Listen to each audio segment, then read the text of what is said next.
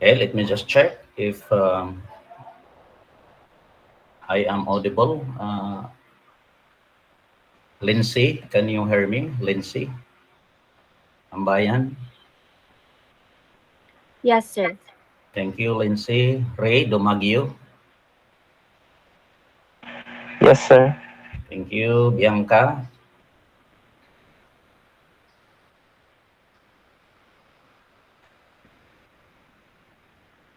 Hello, Bianca. Are you there?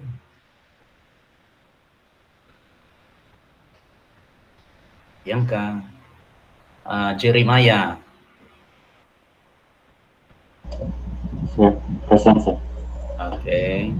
How about Joville? Yes, sir. Good. So at the moment, there are 47 people in this meeting. I am expecting others to come probably in few minutes, but we cannot wait for them. We can already start with our lecture this morning. So as mentioned, we'll start with fluid properties. And when we talk of fluid properties, I believe this is very familiar already, mass density.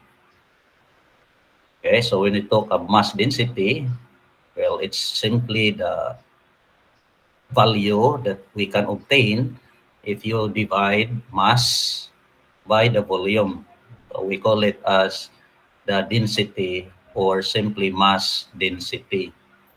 For water, when we talk of water, the usual value is 1,000 kilograms per cubic meter, but I would like to emphasize this value is correct only at 4 degrees Celsius. At a temperature 20 degrees Celsius, the value of rho is 998 kilograms per cubic meter. So these are the typical values, no? Typical values of water. In the examination, if in case there is no mention of the temperature, so if temperature is not mentioned in the problem, then the wise thing to do is to use 1,000 kilograms per cubic meter. So take note of that. A specific weight, on the other hand, is symbolized by gamma, and it is weight over volume, where weight is the same as mass times acceleration due to gravity. So if you divide it by the volume, but because m over v equals density, therefore unit weight will also become density times the acceleration due to gravity. So this is another relationship of unit weight and mass density. So obviously for water, the typical values are 9810 Newton per cubic meter. But again, it is true up to when the temperature is 4 degrees Celsius. When the temperature is 20 degrees Celsius, which is the common engineering application, the value is 9790 Newton per cubic meters. So if you are going to read books and it is for engineering application, normally the authors would use 9790 instead of 9810. Again, in the examination, if there is no mention of temperature, you can use 9810 Newton per cubic meter. So here is a graph which I got from the book by Fenimore and Francini. So the unit weight, which is this one, or we call it as a specific weight in kilonewtons per cubic meter. The other axis, the axis on the left, is in pounds per cubic foot. This is the temperature, but you notice it is also affected by the pressure. So when the pressure is atmospheric, meaning if we consider problems on the surface only, not at the bottom of the ocean, not in the atmosphere, then the value 62.4 as specific weight of water equal also to 9.810. Okay, that's true up to this particular temperature, which is about, this is the 4 degrees Celsius. However, if you are going to obtain the unit weight of water at the bottom of the ocean, then it's not 9.81 anymore. No? It's not 62.4 because that part of water is already subjected to high pressure. Okay, so I hope that's clarified. Specific volume, on the other hand, specific volume of the fluid is simply the volume occupied by a unit mass of that fluid. So it's the volume occupied by the unit mass of the fluid. So the unit of this is unit of volume over unit of mass. And in System International, the unit of mass is kilograms. Take note of that, no? So unit of mass in System International is kilograms, and this is the unit of volume. So when you say specific volume, it is the volume, no, occupied by 1 kilogram mass, or cubic meter per kilogram. It is the reciprocal of the mass density, because mass density is mass over volume, while this one is volume over mass. A specific gravity, symbolize it by Sg. Specific gravity is the ratio of the density of the liquid to the density of water at standard temperature. And if you will be asked what is that standard temperature, when we talk of water, it is 4 degrees Celsius. Again, specific gravity is the ratio of the density of the liquid to the density of water at standard temperature. This is very important in the definition of specific gravity. So, specific gravity of the liquid divided by specific gravity water is what we call specific gravity of that liquid. No? So density of the liquid divided by density of water, that gives us a specific gravity of the liquid. Or you can also say unit weight of the liquid divided by the unit weight of water. But again, the unit weight of water here should be the unit weight at 4 degrees Celsius, the 9810.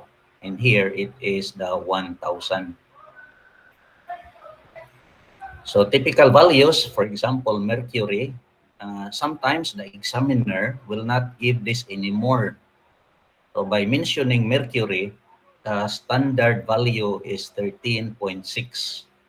And if the examiner will also mention oil, then without providing you the value of a specific gravity, this is the common value. Okay, in the absence, no? Again, if you are going to take examinations and mercury is mentioned, it means to say the specific gravity is 13.6 and for oil 0.90. So otherwise, it should be stated in the problem. The specific, we now solve some sample problems, and take note, these problems came out in the board exams.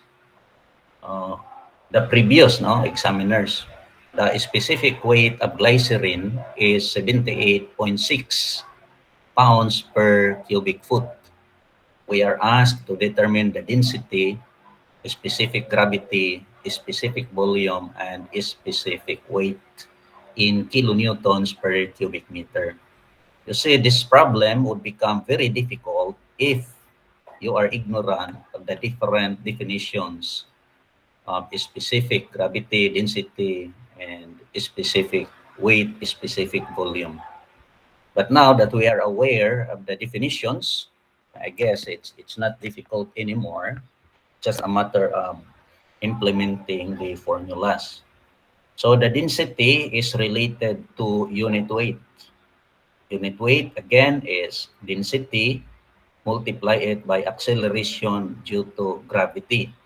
Because the unit is in English system, then the value 32.2 is used as the acceleration due to gravity in feet per second squared.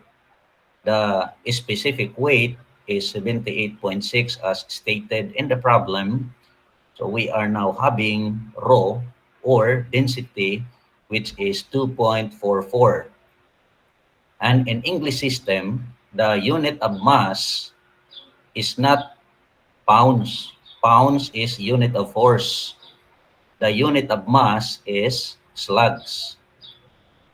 I believe you still remember when we talk of force, it is calculated as mass times acceleration. This is the basic definition of a force. So if the force is in pounds, that's the unit, and acceleration is in feet per second square, this is in English system, no? So this one will provide the unit of mass. And this unit, pounds per foot per second square, is what we call as slug. Okay? That's mass. And you divide it by the volume, so that gives us density. Therefore, the density is 2.44 slugs per cubic foot. That's the answer to letter A.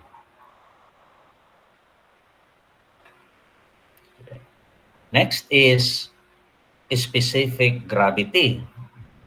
Usually, specific gravity is defined as the unit weight of the liquid divided by the unit weight water. And because we are using the system, English system, then the value unit weight water is 62.4.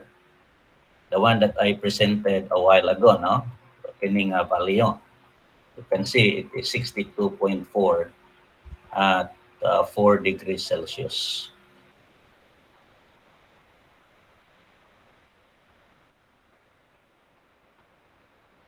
Okay, so the specific gravity is 1.26, meaning the liquid is heavier than water. So it's glycerin, obviously, no? Glycerin. In the laboratory, you have tested it, and indeed, specific gravity of glycerin is 1.26. A specific volume, by definition, is simply the reciprocal of density. Density is already available, 2.44. So the result is 0.41, and that is cubic feet per slugs. That's for the specific volume. Specific weight, but the unit is mentioned kilonewtons per cubic meter. This is simply conversion. The problem is conversion from pounds per cubic foot to newtons, kilonewtons per cubic meter. So we are aware that 1 foot, uh, 3.28 feet is 1 meter. So you raise it to the power 3 because you need cubic foot, so cubic meter also. And 1 pound is equivalent to 4.448 newtons. That's the accepted conversion, meaning the unit weight is 12,337 newtons per cubic meter, or 1234 kilonewton per cubic meter. At this stage, is there any question or clarification? Let me check on Gabato. Bill, Gabato. Hello, Bill. Are you there? None so far. How about Manalili, Jovel? None so far, sir. None so far. Thank you. How about Tabada, Earl John? Tabada, Earl John.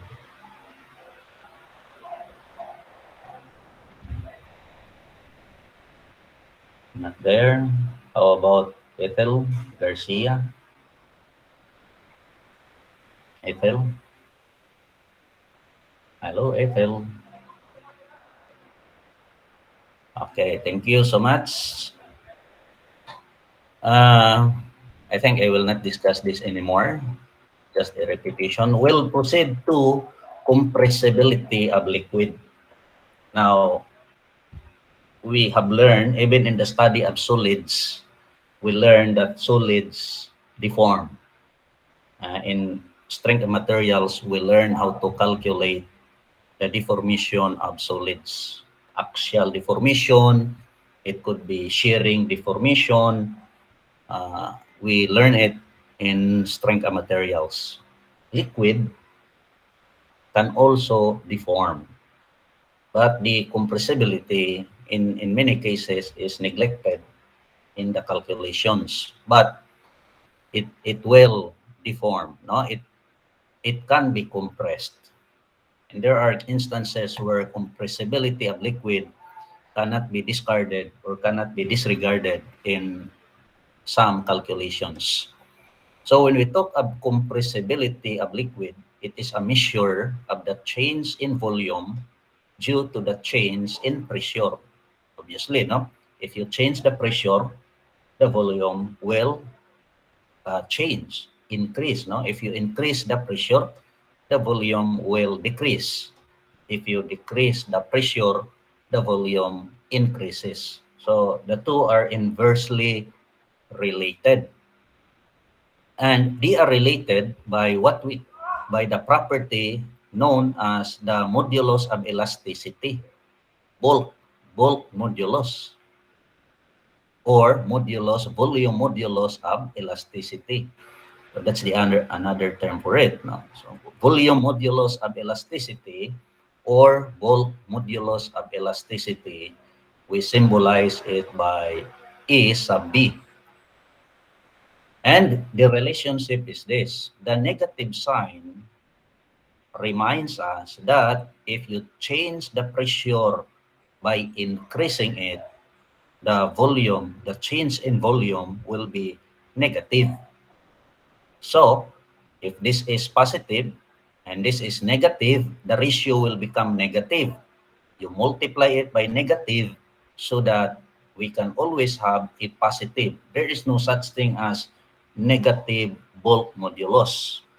Bulk modulus is always a positive value.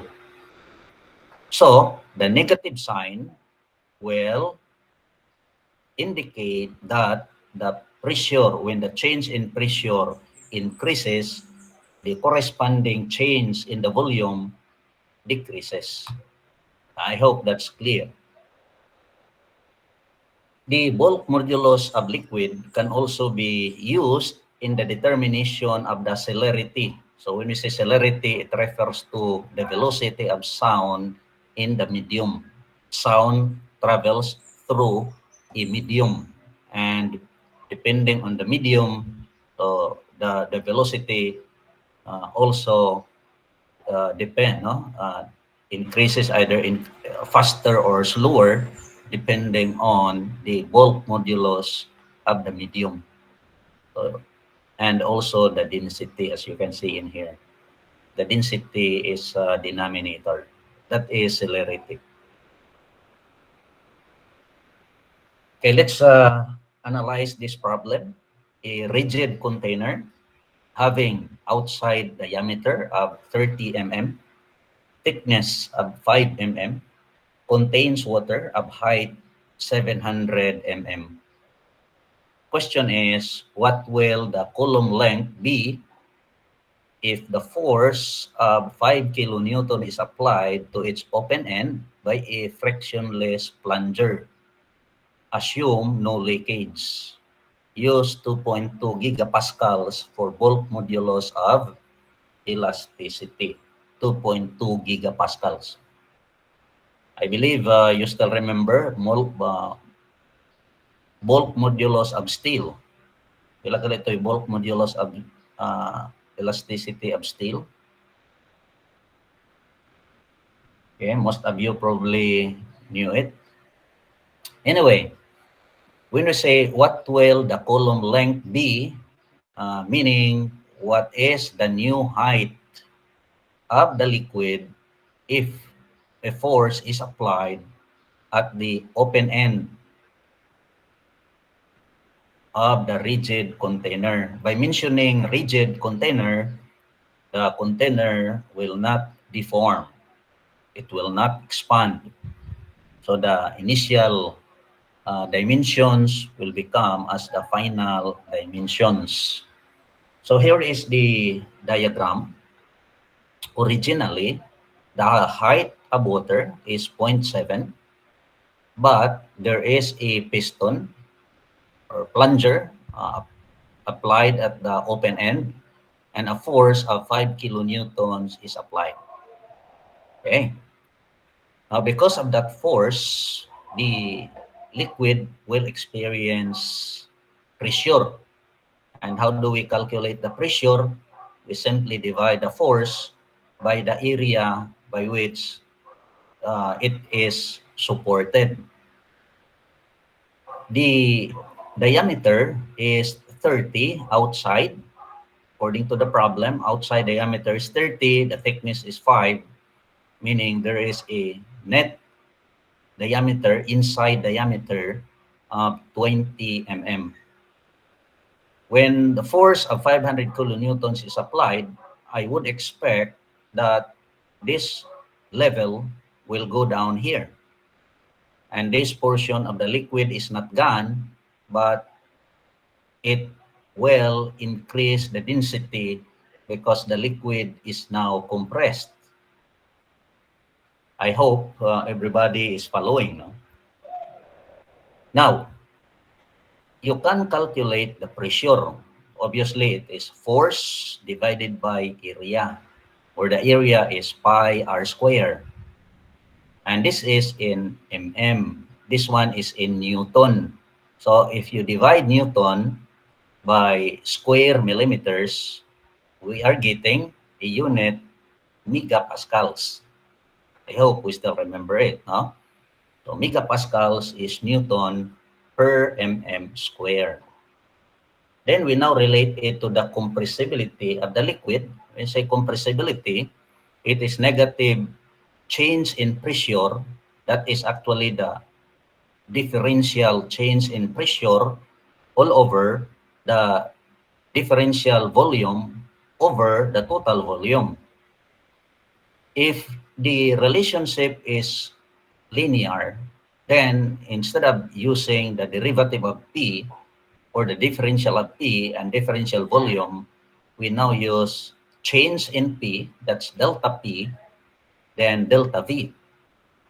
Where the change in pressure, there's nothing at the start because it is exposed to the atmosphere, and we change it to 15.915 divided by the change in volume, where the change in volume is simply cross-sectional area, then multiply it by the change in the height. So the change in the height would be 0.7 minus h. Then we divide it by the original volume, where the original volume equals area, multiply it by 0.7. So you can just remove the area, and the only unknown here is h. You don't have to worry about the unit as long as you are consistent with the units. So whatever is this unit should be equal to this. So if this is megapascals, this must be also megapascals. Okay, that's why the giga, we change it to 2.2 times 10 to the power 3. So this is now mega. From giga, it will become 1,000 mega. And this one is also mega pascals. And this one here, meters, so 0.7 meters, h in meters, 0.7 also in meters. So meters per meter will cancel, megapascal cancel, meaning units are consistent. And in here, the value of h is 0.6949. So we don't expect really a big change. You can imagine the change is only 0.0051. 0.0051 meters, or that's equivalent even to 5.1 mm. Okay, so that's how we attack this problem. Another problem is this, and you will expect a problem like this in one of your examinations, not the midterm, because the midterm will not cover any more hydraulics. Midterm will cover only mathematics. But take note, midterm is just also a small percentage of your total grade. Bigger weight is the final examination.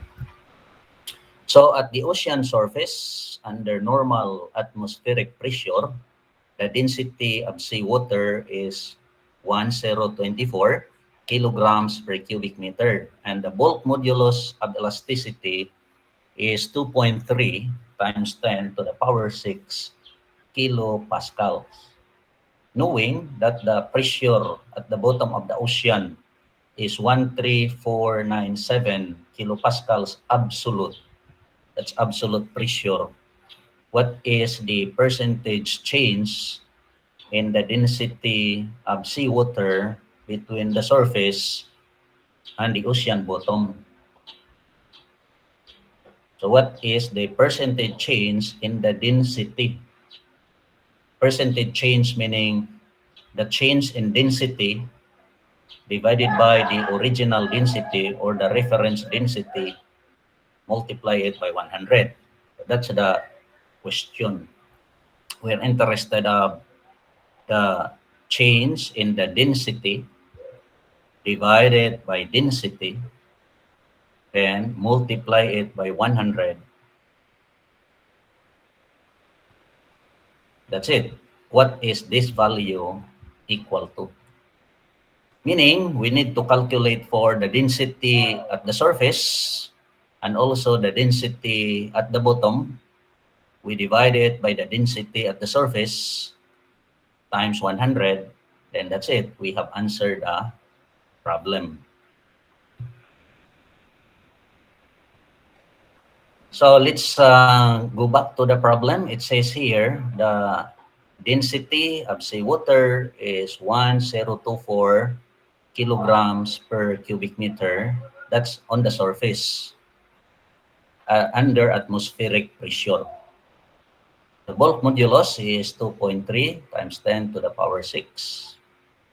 The pressure at the bottom is 13,497 kilopascals absolute.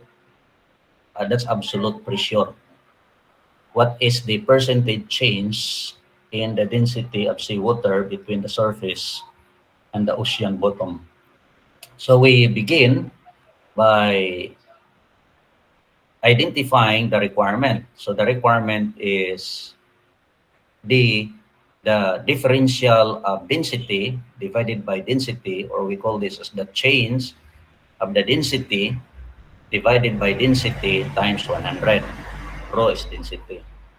And we also recall the compressibility, because density has something to do with compressibility. So, ano naman na siya? Kung naa kay pandesal, so this pandesal has a certain mass, nasa certain volume. And inside the pandesal, there are a lot of voids.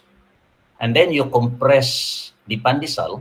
When you compress it, it will now become smaller.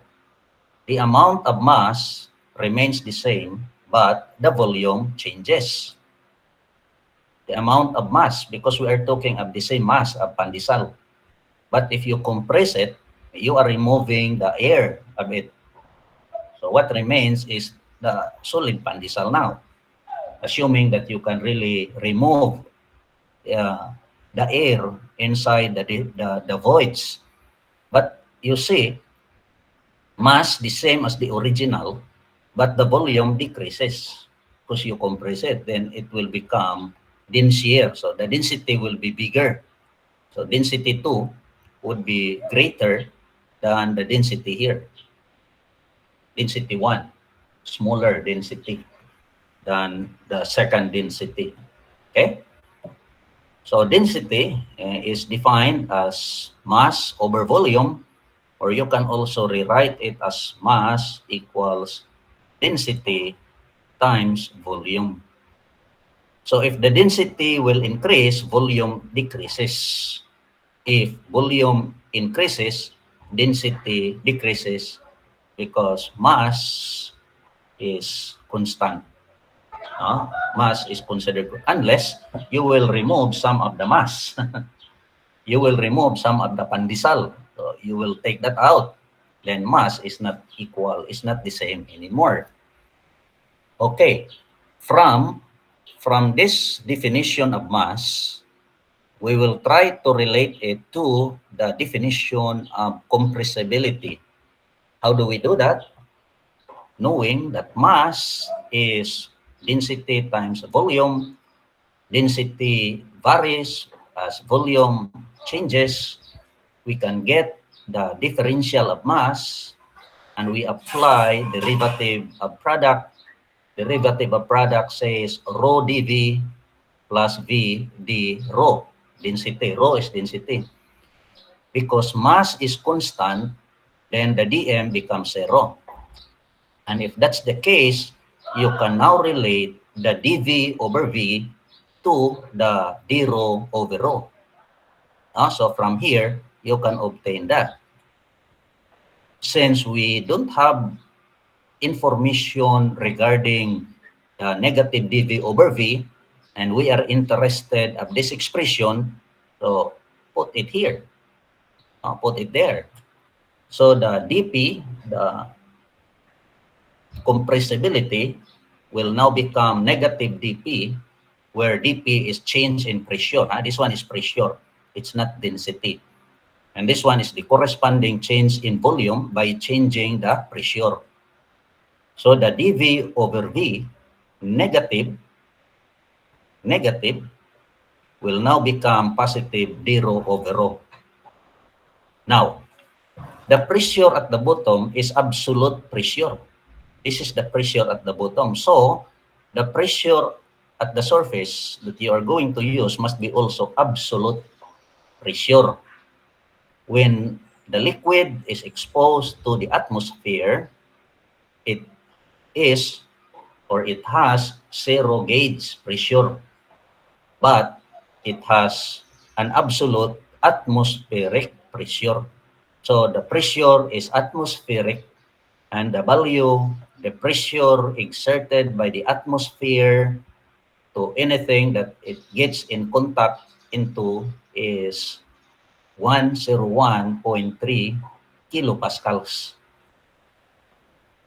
Then you divide it by modulus of elasticity. Just be consistent with the units. This one is kilopascals, so this one must be also in kilopascals.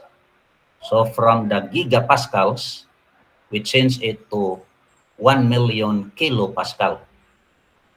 And the result is 5.823 times 10 to the power negative 3. Multiply it by 1,000, so it will become 0.5827%.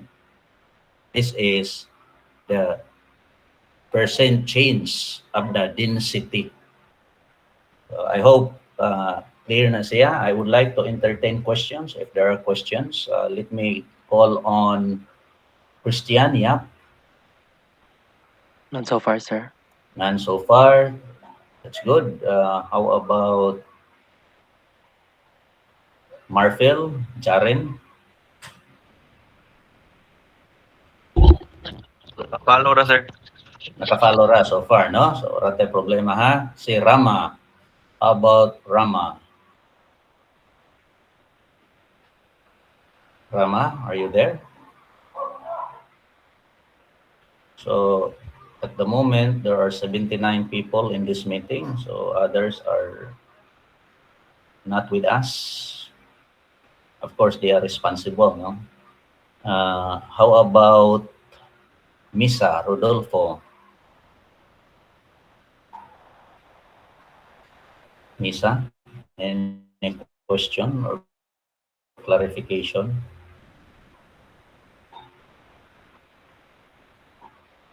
Hello, Rodolfo.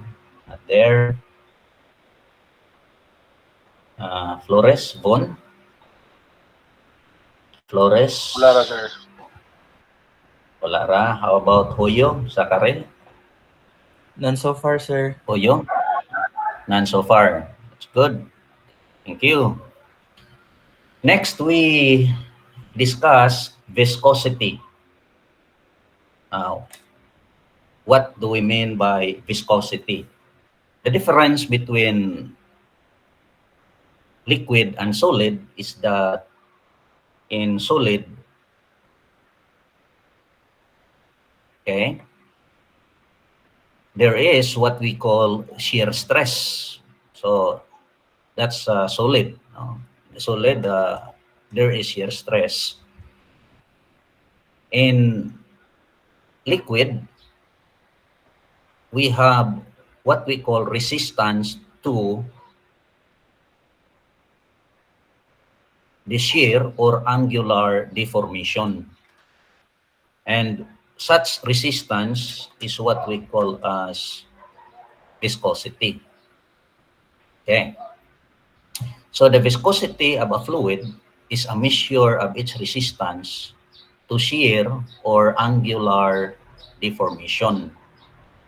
So viscosity is related to the velocity gradient, meaning without this velocity gradient, then there is no shear. Okay, there is no shear. If we are going to visualize it, we can consider the diagram presented below, where this is one plate and this is another plate. We have one plate at the bottom, one plate at the top. So it could be the plate would look like this. No? So this is one plate at the top, and this is another plate at the bottom. So the distance between them is actually small, just like putting something on top of the table. Imagine you are putting something on top of the table, but before you do that, you put a liquid on top of the table before placing the other plate. So the liquid could be oil or it could be something else, and it will dictate the reaction of the upper plate when subjected to a force. So you can pull it on top of the table, it will move, but the movement is dictated by the kind of liquid you placed in between. So this is what will happen. The liquid that is in contact to the table, which is considered as the lower plate, cannot move. No, it cannot move.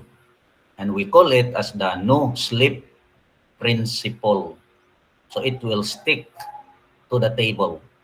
The particle of the liquid in contact with the table will not move.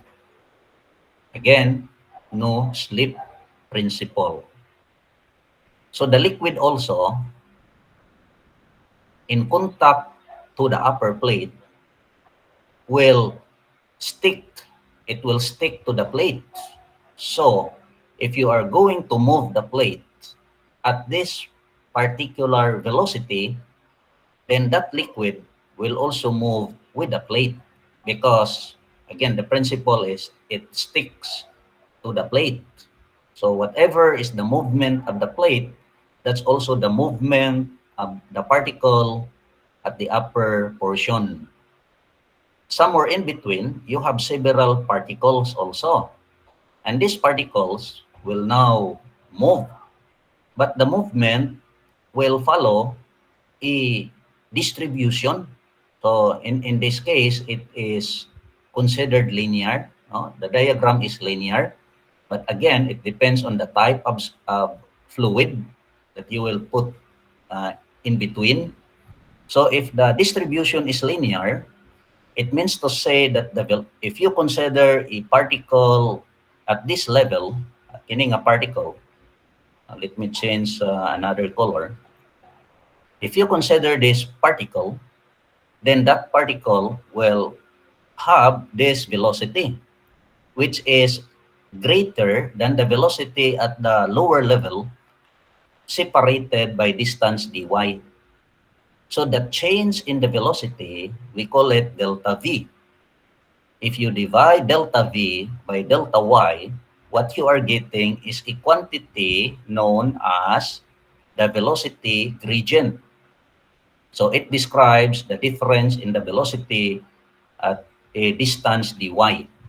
That's the meaning of velocity gradient. If this velocity gradient has a value, then there is shearing stress developed. And that shearing stress is related to what we call viscosity. So the shearing stress of the liquid or exerted by the fluid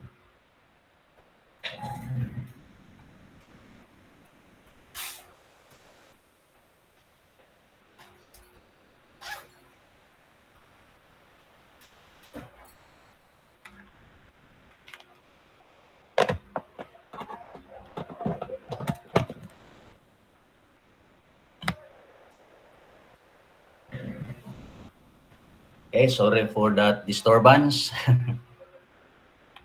Can you hear me, by the way? Please confirm. Mendoza, Stephanie, Mendoza. Hello. Okay, good. Auman, Jeremiah. Jeremiah. No, gracias. Okay, good. So, balik ta, no? So, shearing stress, the shearing stress exerted by the fluid has something to do with the velocity gradient. So, without this velocity gradient, there is no shear stress. And the relationship is connected by what we call the viscosity of the liquid. So you notice the more viscous the fluid, the bigger the shear stress.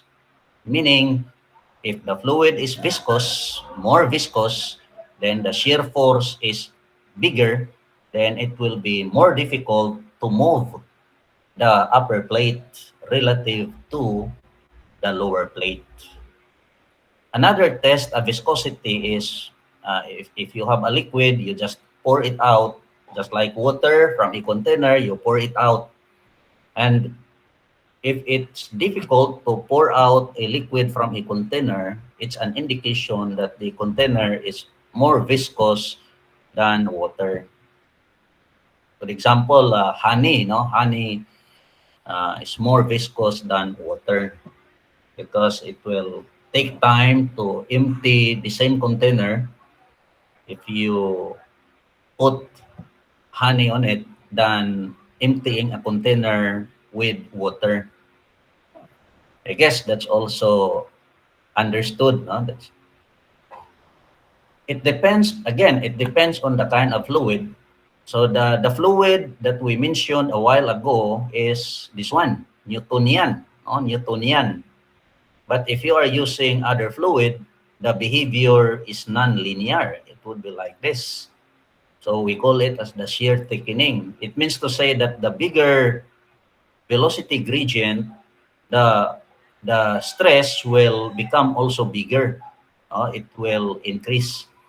So a good example to this is kanang mga glue. No? A good example is a glue because if you place a glue and then you apply a force, the more that you apply a bigger velocity gradient, the bigger the force that you need to apply. That's for shear thickening kind of fluid. For non-Newtonian, a good example to this is kanang mga ink. If you remember ink, if you experience ink, if you have a ball pen, dili mo produce og mark because the ink probably there's a problem with the ink, then you rub it hard to the surface, and then when it will produce already a mark, then it will take a smaller amount of force. Vertical axis has something to do with force. Horizontal axis has something to do with the velocity gradient. Another is also the mga toothpaste. No? We consider them as non-Newtonian fluid. So at first, viscous sila, pero the more you apply velocity gradient to it, mo behave sila as liquid already. Murag dili na siya viscous. Okay? So that's non-Newtonian. But here, another way is ideal plastic. So for ideal plastic, you need to apply a bigger force without deformation. And once it will deform, then it will behave like a Newtonian also, no? A straight line na siya. So these are some of the behavior of the liquid with different viscosities. Okay, the unit of viscosity, normally, if you look at the formula, because viscosity is defined as viscosity mu, it is equal to the shear stress, then multiply it by the velocity gradient, dv dy. That's how we define viscosity. So, the unit of stress is Newton per square meter or kilopascal. Ang unit sa velocity, because u here is velocity, this is velocity gradient, the unit of velocity is meters per second. And the unit of distance y is meters. So you notice it will become Newton seconds per square meter. So this is now the unit of viscosity. Another unit commonly used, pero mostly for mechanical engineering nga discipline, they use the unit poise. Unit poise, no? The widely used unit of viscosity is poise. And poise, instead of Newton second per square meter, it's dyne. Dyne second per square centimeter. Now, what is the difference between a dyne and a Newton? Newton is defined as what? Newton is a force needed to accelerate 1 kilogram mass per meter per second square. So that is the unit Newton. It requires, it is the force required to accelerate a mass of 1 kilogram. That's Newton. Ang dyne, on the other hand, a dyne is a force where needed to accelerate 1 gram and accelerate it 1 cm per second. So the dyne is equivalent to grams, then cm per second. The difference between the two. So when we talk of poise, it is dyne seconds per square centimeters. I guess that's clear all. So a poise is equivalent to 0.1 Newton second per square meter. For water at 20 degrees Celsius, the viscosity is 1 centipoise. 1 centipoise, that is 1 times 10 to the power -3 Newton second per square meter. Again, at 20 degrees Celsius, the viscosity of water is 1 centipoise, or 1 times 10 to the power -3 Newton second per square meter. Sometimes the kinematic viscosity is used, not the absolute. By the way, when we talk of term viscosity, it refers to absolute viscosity. It refers also to dynamic viscosity.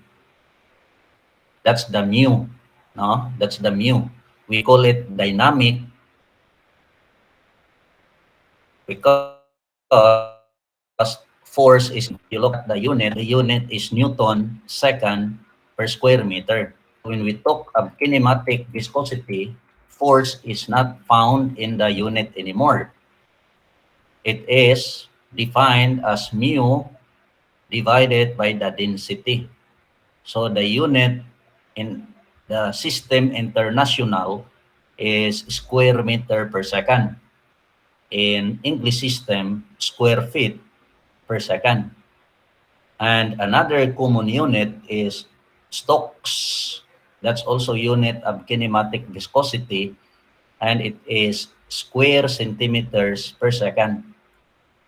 While the kinematic viscosity has a unit square meter per second.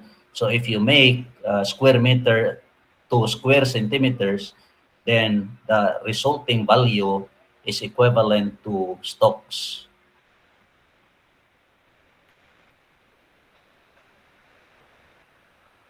Okay, a Stoke is equivalent to cm per second. So a Stoke is equivalent to 1 times 10 to the power negative 4 meters per second. That's the equivalent unit of 1 Stoke. 1 times 10 to the power negative 4 meter square per second. And we will solve sample problem like this. A space 16 mm wide between two large plane surfaces is filled with liquid of viscosity 0.440 Newton seconds per square meter. Force is required to drag a very thick 0.4 square meter area between the surfaces at a speed of 0.25 meter per second if the plate is equally spaced between the two surfaces, or if the value z is 5 mm. I believe you can imagine what is presented in the figure. This is the plan view. So if I'm going to present the isometric view, so this is one plate,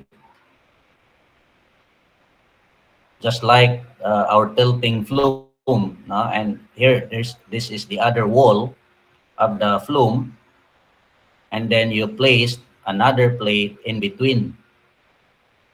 So let me use another color for, okay, so I will place here another plate like that. And the plate, as mentioned, is considered thin. Now that means we don't consider the drag force at the edges here, no? We don't consider the drag force here because it's assumed to be thin plate. And then we apply a force here. So that's the force that you can see from the top. Obviously, the plate will slide. And the question is, how much force is required?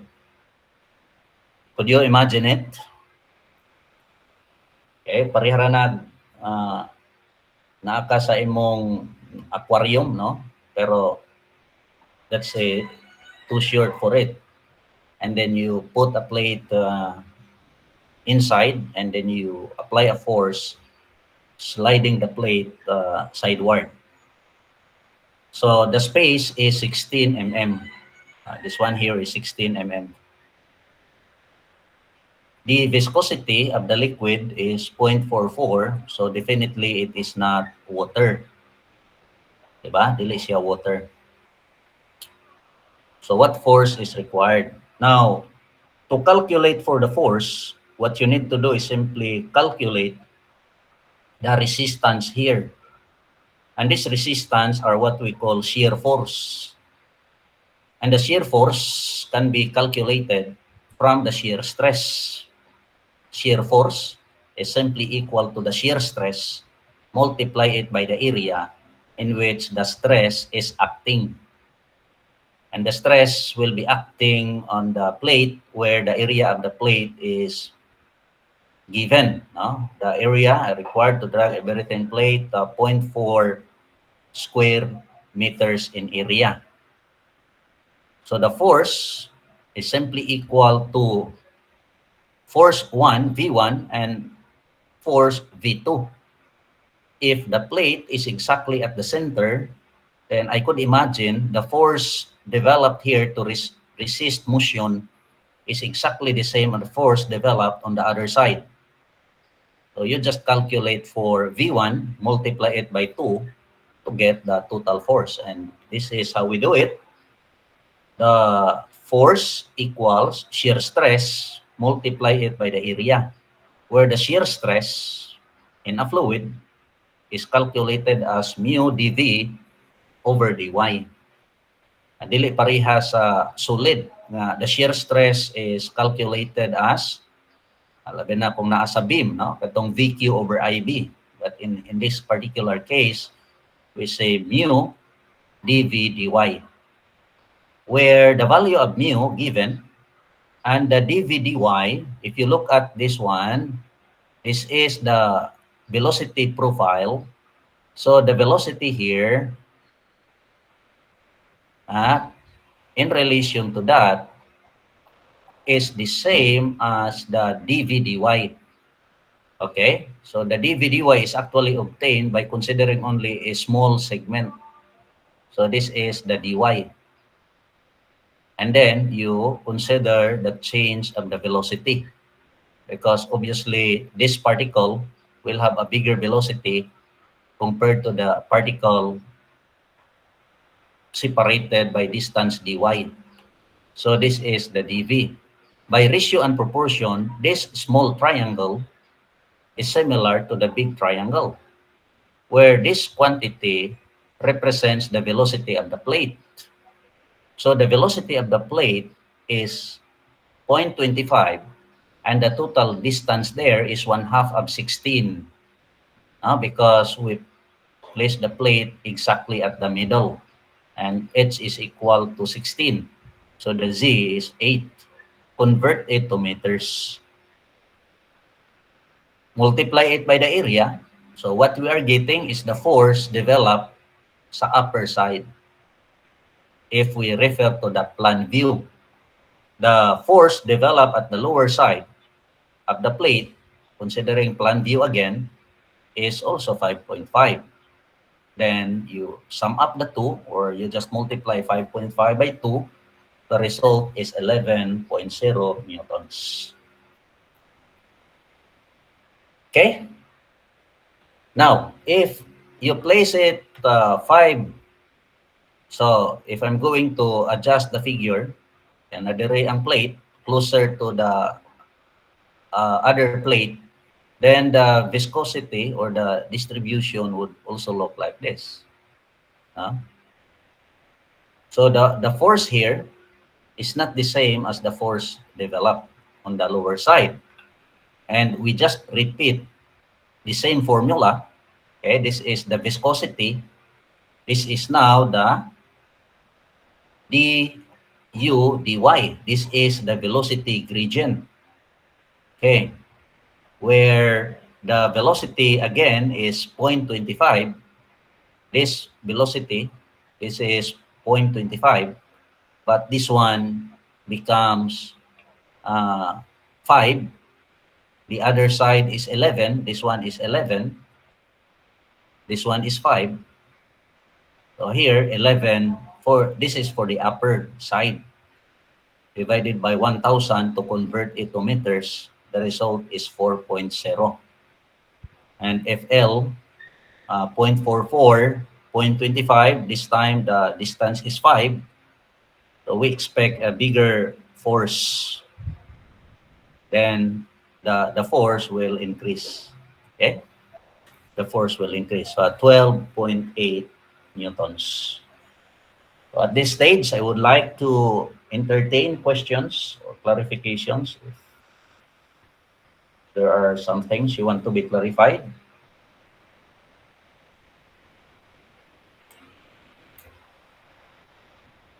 Let me check on Dituya. Dituya, Yes, sir. any question or clarification? None, sir. And so far, thank you. How about Ariques? David? Ariques? Ariques? Not there. How about D? None so far, sir. Nandra so far. Mones? Mones? Johans? Mones? Not there. Presbitero? Christine? Presbitero? Any question, clarification? Naka-follow ra. Naka-follow ako, sir. That's good. Neil? Lau? Neil? None so far, sir. That's good.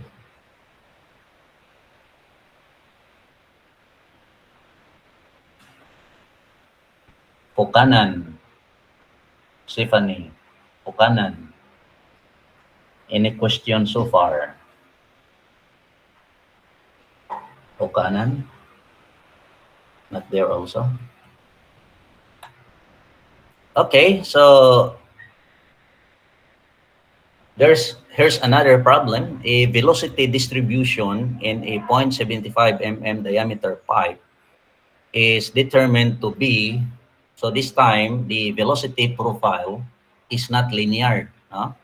It's UR equals 8, then 1 minus R square all over capital R square in meters per second, where R is the radial distance from the center of the pipe. R is the radius of the pipe. Now calculate the shear stress at the wall of the pipe if water is flowing at 20 degrees Celsius. So the purpose of providing you the temperature is to determine the viscosity, which you can refer to the table. So if the table is not provided, I would expect that the examiner will give this one. It's not fair to let you memorize the table. Okay, so the viscosity of the liquid is 1.002 kilopascal seconds. That is at 20 degrees Celsius. And this is the velocity profile. The velocity profile is what? This is parabolic. No? This is an equation of a parabola.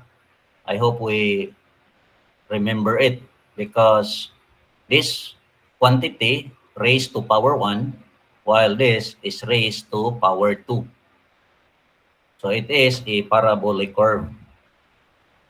Now, the shear stress is calculated as mu du dr, where u, that's the velocity profile, is provided by this expression, 1 minus r square divided by 0.0375 square, which is the radius of the pipe. So what you need to do is just simply get the derivative, and the derivative becomes 8. Okay, the derivative of 1 is 0, and the derivative of r square is 2r. Just copy the constant, meaning the du dr is negative 426.67. So what do we mean by negative? Okay, that's the value du dr, no? Du dr. Okay, so if this is the pipe, like that, so you are interested of the velocity profile, then the velocity profile would look like that. No? It's a parabola. And at the center, it will be equal to 8. because R is 0 at the center. R is the radial distance. Okay, pag abot na to dire, what happened? The value of small r equals capital R. So if that is equal to capital R, this will become 1. 1 minus 1 1 minus 1 is 0. So there is no velocity at the wall of the pipe. Okay, there is no velocity. Now, we are interested of DUDR, and the stress is now calculated as 1.002, which is the viscosity, multiply it by the calculated DUDR. The result is 727.5 kilopascals. That's it, no? That's the value of shear stress. If you remember, you also encounter this formula in the study of flow in pipes, where the shear stress developed at the wall is calculated as 8 mu times the velocity, where velocity is average velocity divided by the diameter of the pipe, where average velocity can be calculated by the expression discharge over area. That's it. That's average velocity. The formula, this formula, if you multiply velocity by the area, what you are getting is actually what you will be using here is the average velocity. The actual velocity profile in a pipe is parabolic. That's parabola, like that. So if you are interested of average velocity, this is the maximum value. You get only 1/2 of it. So if this is 10, you get 1/2 of it. That would give you the equivalent area of the rectangle that would have the same. By the way, in pipe, it's not really plane figure. It's three-dimensional. So this is paraboloid, actually. This is paraboloid. And because we are talking of solids, so if this is paraboloid, the area of the cylinder with a height equal to 1/2 of the paraboloid should be the same as the volume of the paraboloid. That's why we have this formula relating the Vmax and the average velocity if the liquid is flowing in pipes. Follow, ra? So, the average velocity equals Vmax, where Vmax, maximum velocity, will happen at the center of the pipe, meaning the value of R is 0. Therefore, the maximum velocity is 8. You divide it by 2, and the other side equals 4.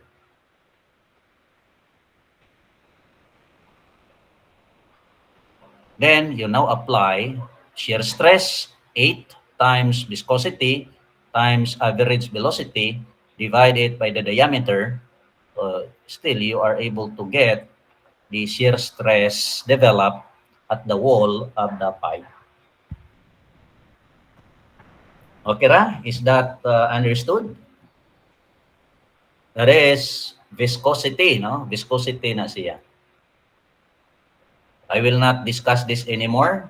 No, it's basically the same as the previous problem, except that the velocity profile is quarter circle instead of parabola.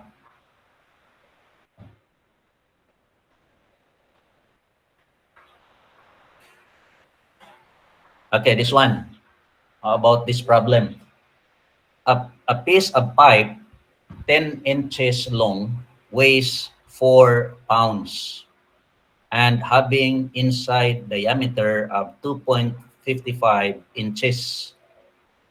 is slipped over a vertical shaft 2.5 inches in diameter and allowed to fall. So take note, the diameter of the shaft is only 2.5 there, while the inside diameter of the ring is 2.55. So there's a clearance. There's a clearance of 0.05. Calculate the approximate velocity attained by the pipe if a film of oil, a viscosity 0.5 pounds seconds per square foot, is maintained between the pipe and the shaft. So this is the shaft, to give you an idea, and the pipe is placed here, like that. And because there is a gap between the shaft and the pipe, so if you are going to release the pipe, it will slide down. Muna ang diagram, no? So this is the shaft, and this is the pipe. So it will go like that, di ba? Mo-slide siya. So next slide, ang question is, what is the velocity? Okay, so ang weight, which is 4 pounds, is balanced by the force. Ang force equals the shearing stress na ma-develop inside. Yeah, that's all around the wall. Shearing stress ma-develop dire, all around. You multiply it by the area, where the area is circumference, multiply it by the length of the pipe. I hope, kasi nabtanay ta diya, no? So the area that we are talking about is the area that is in contact to the liquid.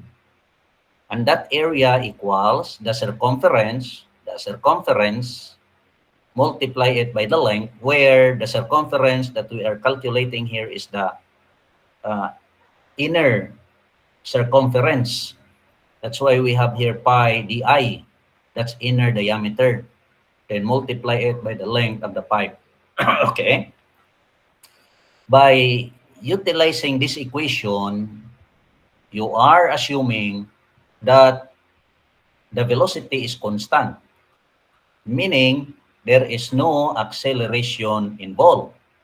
So if there is no acceleration involved, then the system is in the state of equilibrium. Equilibrium meaning the force going up equals force going down equals force going up. That's the assumption here, no? So if you go back to the problem, calculate the approximate velocity attained by the pipe if a film of oil, a viscosity is maintained between the pipe and the shaft. Good. So in this particular case, the weight is 4, and this is now the force developed due to the viscosity. So we have the shear stress, multiply it by the area. The shear stress is mu, given.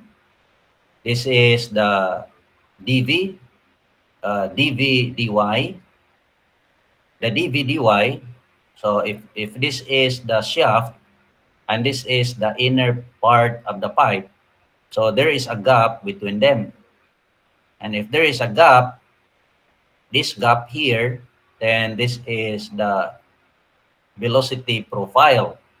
This one refers to the velocity of the pipe, no? Velocity of the pipe, and this one refers to the gap between them. Okay, I hope na-clarify na siyang matter. So velocity, so 4 equals 0.5 divided by 144, which is the viscosity. This one is the velocity gradient. That's the V over the gap. Then this is the pi d. This is the length. And the diameter is 0.367 inches per second. Okay ra? Klaro ra?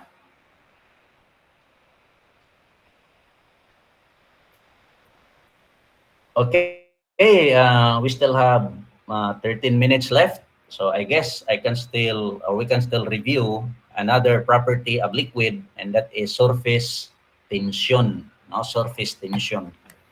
The surface tension, which is actually described in terms of capillary rise or depression. What do we mean by surface tension? It is a fact that if you are going to expose a liquid to the atmosphere, so this is the liquid portion here. This one is the boundary between the liquid and the atmosphere. So atmosphere is already gas, here liquid. When there is an interface between them, the liquid will tend to develop a very thin film, a very thin film. And that thin film is due to surface tension. Because if you have here a liquid particle, another liquid particle, another liquid particle. So you consider here liquid particle, just make them bigger, another liquid particle. The pull between the atmosphere and the liquid is less than the pull between liquids, no? Okay? And because of that, this one has the tendency to be pulled sideward here also. And when there is attraction between them, then there will be a film that is developed between these two particles. The same also with the other particles. In similar manner, I think this one is very obvious. If you have there a table and the table is very, very clean, for example, and then accidentally you are dropping a water on the table, you notice that that drop will have a more or less shape like this. That's, of course, magnified several times.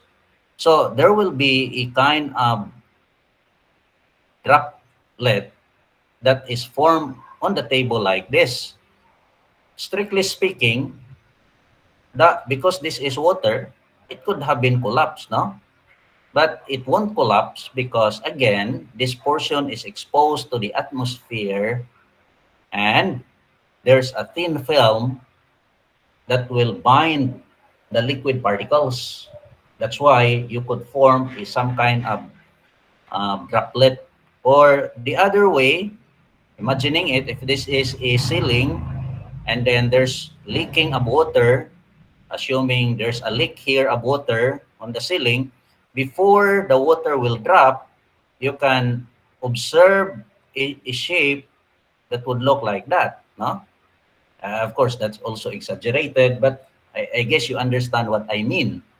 If you look at the ceiling and there's water leaking from the ceiling, before the water will drop, it will form a configuration like this, and finally when it's heavy enough, it will fall.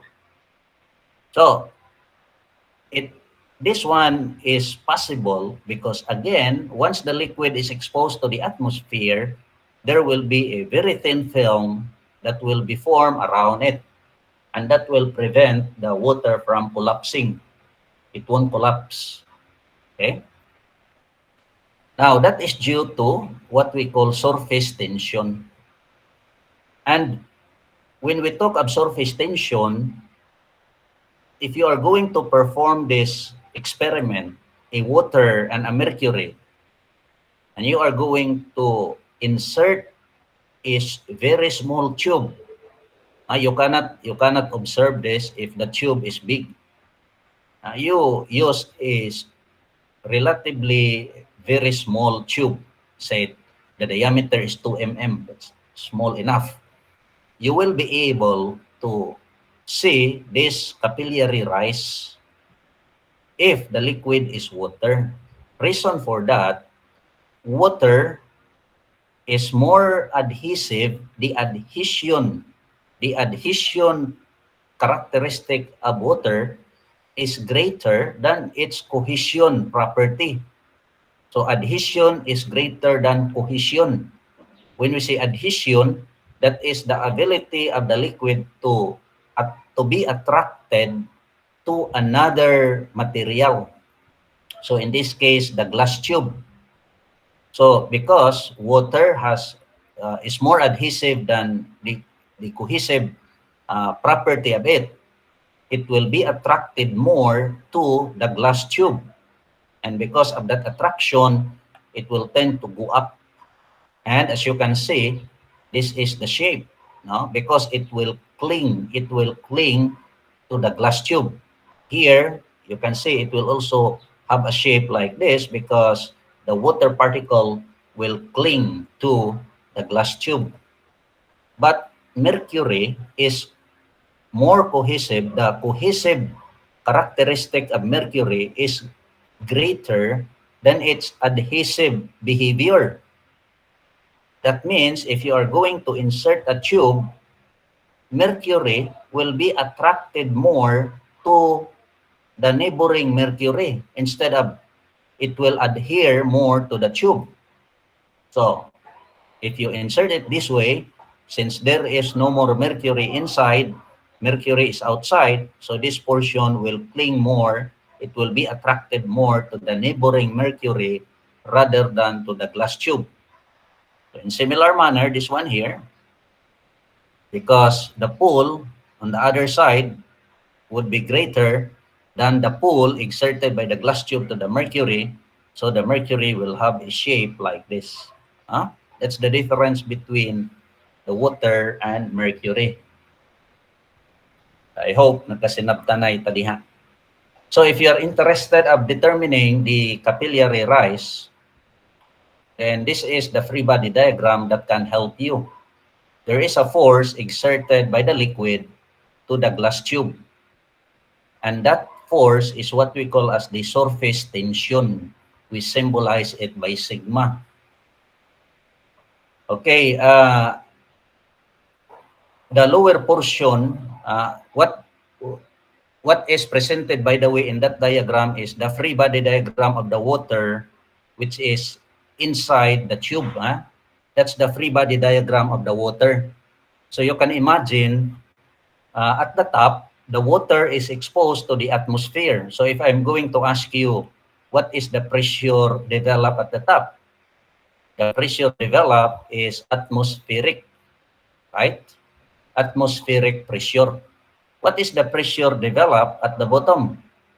The pressure developed at the bottom is also atmospheric. Why? Because it is the same level as this liquid.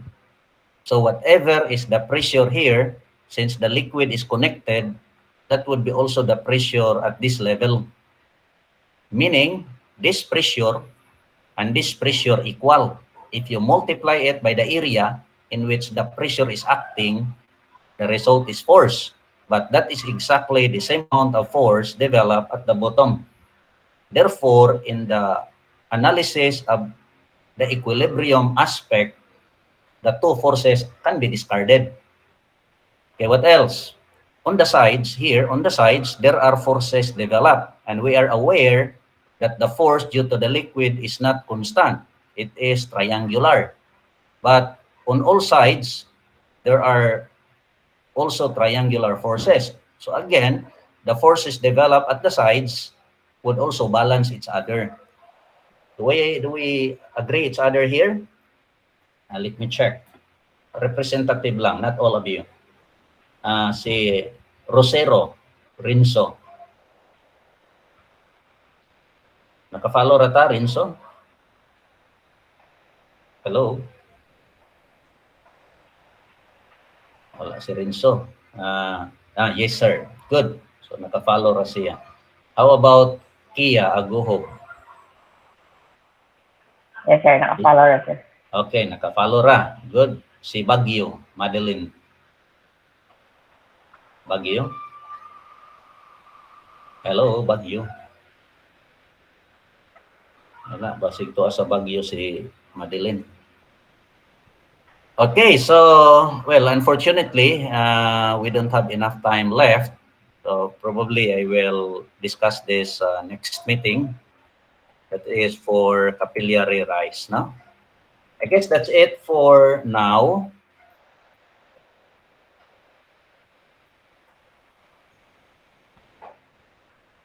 So let me stop the recording.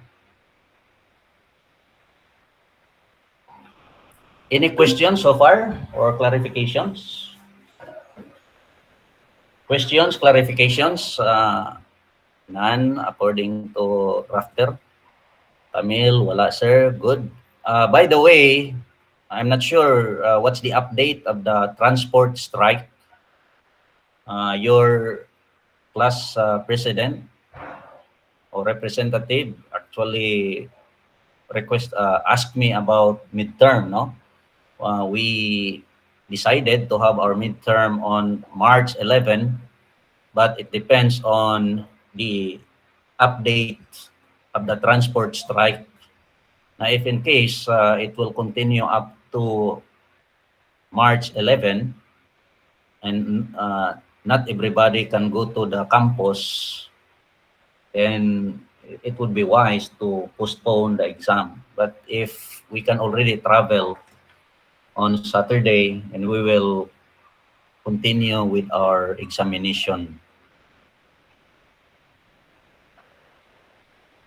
Sir, naasa daw student, ikuan daw ko kung saan ang mga student nga naay laboratory because I will negotiate with the teachers nga na ma-affected.